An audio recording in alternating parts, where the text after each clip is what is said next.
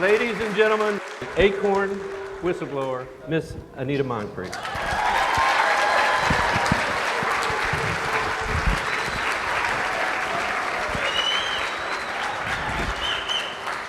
Thank you, and thank you for coming out. Can everyone hear me okay?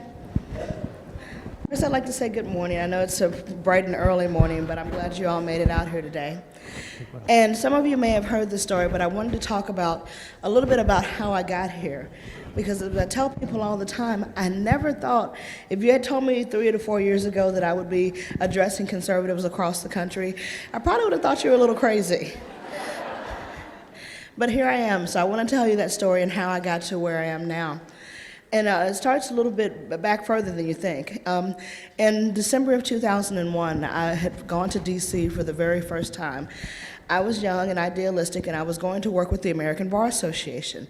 I came up there as an unpaid intern, and I was working in Northwest D.C., so I would have these wonderful lunches with lawyers from across the country, $300 lunches, and then I would go home to Southeast DC. I don't know how many of you guys have ever been to Southeast DC, but this is not what you see on the tour. This is like you go down Pennsylvania, go across the bridge, and it's totally different. So I got to see the extreme differences between rich and poor. And coming from Alabama, I never really had a lot of money, but urban poverty is totally different than it is in the South. We always seem to get by, but in the up north, it was really extreme. So instead of focusing on international affairs with the ABA, after my internship, I figured that I wanted to help people in my own backyard. So I started looking around. And before the embezzlement scandal and everything else, Acorn seemed like a really great organization. You go to their website and it's all these pictures of people smiling and folks helping out in the community, picking up trash, putting stop signs, and they talked about giving people a voice for the very first time. So I thought, okay, this is something I want to do. I want to work hands-on for the community. So in October of 2005, I came back from Birmingham, Alabama to D.C. for the very last time to work with Acorn National, which was Acorn Political Operations, and their sister organization, Project Vote. If you guys haven't heard of Project Vote, how many of you have? Good. That's Acorn's voter registration arm. It's also the organization that Obama worked for in the 90s. They are a 501c3 nonprofit, and they were paying my salary, but a lot of the work that I was doing was coming from Acorn. So one of my first tasks when I got there was to investigate the 2004 voter registration fraud allegations. As you guys may remember, there was a huge, and I mean huge, anti-Bush sentiment on the left. Soros had spent millions of dollars on ad campaigns and websites and groups and everything else he could get out there to defeat Bush and get Kerry elected. So out of that came voter registration fraud allegations across the country, from Missouri to Florida to Georgia, Pennsylvania, everywhere. And it was my job to investigate these incidents and put them together in some type of form that the organization could use to defend itself. The only problem was, no matter where I looked, if it was in Missouri or Pennsylvania or wherever, it seemed that all the employees were doing the same thing. It was almost as if they had been trained that way. Yeah, right? So I took this information to my supervisors, and they were very quick to tell me, no, it's just a couple of bad apples, one rogue employee that's defrauding the organization. It's not us. And so I'm looking at the facts here and knowing that people are going to jail every election cycle. And Acorn did this on purpose. They didn't hire you to run voter registration drives. They would go out there and they'd find ex-crackheads and ex-junkies and con men and whoever. And then when everything would hit the fan, they'd go, see, this is a pattern of behavior. These people are bad people. They defrauded us. And those people would go to jail, and Acorn would get off scot-free, free to do it another election cycle. And being there, when you start off at Acorn, you come in, you're young and you're idealistic and you want to help people, but along the way, you have to start looking the other way at things. You see things that are going on, and for the good of the movement, you ignore them.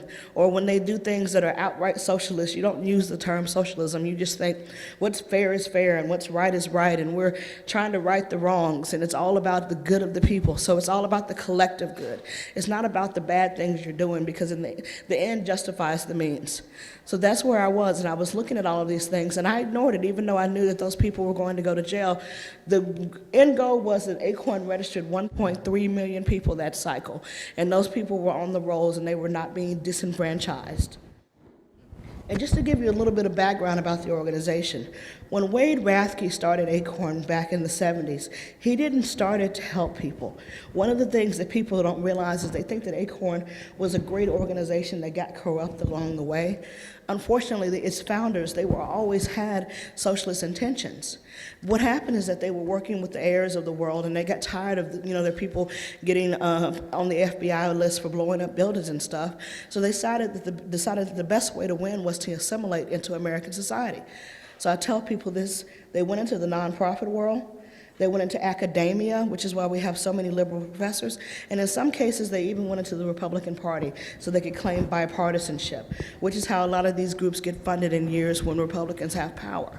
So there we were looking at people that had been there for almost 30 years running an organization, and they were at what Zach Paulette liked to call, Zach Paulette was the executive director of Acorn and Project Vote simultaneously. In 2008, he said we had a once-in-a-generation opportunity, and it wasn't to elect a black president, it was to pass socialism, to fundamentally change the way we were doing things, and Barack Obama was just a conduit to do it. And to get back on that, let's talk about where that was. In 2007, I was sitting at a meeting of Acorn national staff from across the country in Little Rock, Arkansas. And Zach Paulette got up in front of the group, and he told us that he had supervised Barack Obama in the 90s, and that Acorn produces leaders. He was telling us right then and there that we, as community organizers, could be the next president of the United States. And then we began to put together what I always like to call Acorn's socialist wish list. And I'm pretty sure you already know what was on that: cap and trade, universal health care, forced unionism through card check, and a host of other environmental justice issues that would basically give the EPA just carte blanche. So we sat there and put that together, and they were going to pass that within the first few months of Obama's term. So when I got a call 2 weeks later from the Obama campaign to the Washington D.C. office, I was actually very excited. This Obama campaign is calling Acorn. So I get out there and I type a little email and I send it out to all my supervisors. And when I got back from that email, which I was told I probably shouldn't have sent, was a USB drive about this big. And on that USB drive was the second quarter Obama donor list from 2007. Now, if you guys remember, there was a big thing about this because Obama would not turn over his lower dollar donors. Anyone under $200, he refused to turn over to the FEC, but he gave this list to Acorn. And it was my job to go on there and contact the maxed out presidential donors and to tell them that even though they had maxed out, they could give to Acorn and Acorn would get Obama elected. Exactly. And this is when I started really having a problem because I wanted Obama to win. I wanted the Democrats to win, but we were cheating. And I thought, if we were cheating, are we really winning? So in 2007, I contacted Brett Jacobson over at the Employment Policies Institute. He's now a writer at breitbartsbiggovernment.com, but this was my first time ever talking to anyone on the right. And I expected him to immediately, pump me for information.